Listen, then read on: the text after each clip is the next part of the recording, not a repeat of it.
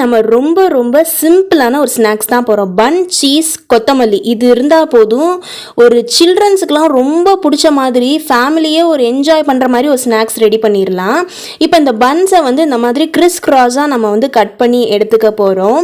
So இது பார்க்குறதுக்கு ஃபைனலாக எப்படி இருக்கணும்னா, இந்த மாதிரி 2 பக்கம், இந்த மாதிரி 2 பக்கம் இருக்கணும். இது புரியாதவங்களுக்காக இந்த கிளிப்பிங். இந்த மாதிரி ஒரு கட், இப்படியே திருப்பி வச்சு இந்த மாதிரி ஒரு கட், அவ்வளோதான். இருக்கிற பன்ஸ் எல்லாத்தையும் இந்த மாதிரி ரெடி பண்ணி வச்சுக்கோங்க. இப்போ கொத்தமல்லியை நல்லா வாஷ் பண்ணிட்டு பொடி பொடியா டைஸ் பண்ணி இந்த மாதிரி வச்சுக்கோங்க. சீஸ் கொஞ்சமாக எடுத்துக்கோங்க. ஏன்னா நிறைய பேர் வெயிட் லாஸ் ஜர்னியில் இருப்பீங்க, அவங்கள டிஸ்டர்ப் பண்ணிடக்கூடாது பாருங்க. But still it's a seat meal தான். பட் ஸ்டில் கொஞ்சமாக எடுத்து டைஸ் பண்ணி வச்சுக்கோங்க. ஒரு கிண்ணத்தில் சீஸ் ஆட் பண்ணிட்டு கொத்தமல்லி இலைகளை ஆட் பண்ணிக்கோங்க. ஆக்சுவலாக அதுக்கு முட்டை வேணும், பட் புரட்டாசி மாச சோதனைகள் அப்படிங்கிறதுனால முட்டையை நம்ம இந்த இடத்துல ஸ்கிப் பண்ணுறோம். நீங்கள் யூஸ் பண்ணுவீங்க அப்படின்னா அந்த பண்ணை முட்டையில் டிப் பண்ணிட்டு நீங்கள் நெய் போட்டு அதில் வச்சுக்கோங்க. இப்போ நம்ம சீஸ் வச்சுருக்கோம்ல, அதில் கொஞ்சமாக தண்ணி மட்டும் ஆட் பண்ணி வச்சுக்கோங்க.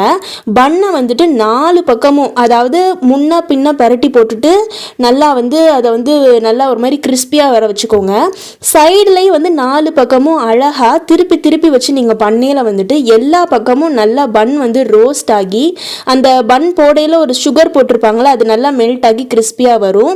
இப்போ சீஸ் நம்ம மெல்ட் பண்ணுறதுக்காக யூஸ்வலாக நம்ம சேனலில் பண்ணுற மாதிரி டபுள் பாயிலிங் மெத்தடில் சீஸை மெல்ட் பண்ணி எடுத்துக்கிறோம். அதுக்கு முன்னாடி இந்த பேன்கேக் ரெசிபி நீங்கள் இன்னும் பார்க்கல அப்படின்னா டிஸ்கிரிப்ஷனில் கொடுக்குறேன், மறக்காமல் செக் பண்ணி பாருங்கள். செம்ம எம்மியாக இருக்கும்.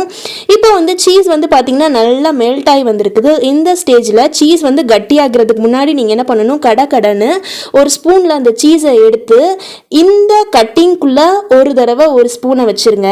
அதுக்கப்புறமாட்டி அப்படியே திருப்பி ஆப்போசிட்டில் இருக்கிற அடுத்த கட்டிங்குள்ளே இன்னொரு ஸ்பூன் ஆஃப் சீஸ் ஆட் பண்ணிட்டீங்க அப்படின்னா யம்மியான சீஸ் ரெசிபி செம்மையாக பன்ஸ் வச்சு ரெடி ஆகிடும். இது பார்க்குறதுக்கு ரொம்ப சிம்பிளாக இருக்கும், செய்கிறது அதை விட சிம்பிள். பட் டேஸ்ட் இன்கம்பேரபிள் அப்படின்னே சொல்லி ஆகணும். இந்த வீடியோ உங்களுக்கு பிடிச்சிருந்தது அப்படின்னா லைக் பண்ணிவிட்டு மறக்காமல் நம்ம ராஜமாதா கிச்சன் சேனலை சப்ஸ்கிரைப் பண்ணி வச்சுக்கோங்க. ஏன்னா நிறைய எக்ஸைட்டிங் ரெசிபிஸ் நம்ம சேனலில் உங்களுக்காக வருது.